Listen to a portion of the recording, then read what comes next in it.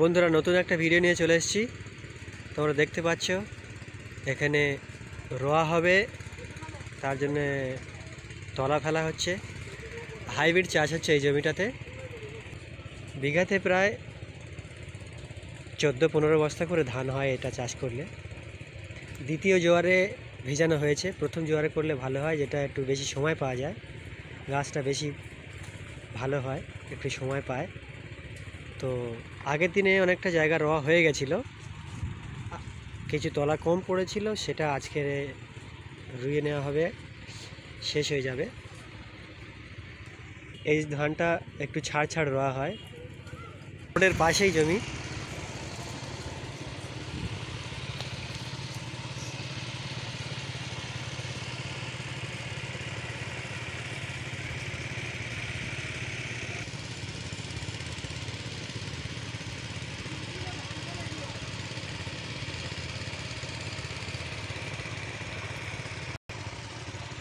দু কিলো ধান হলে 1 বিঘে জায়গাতে হয়ে যায় এই হাইব্রিডে।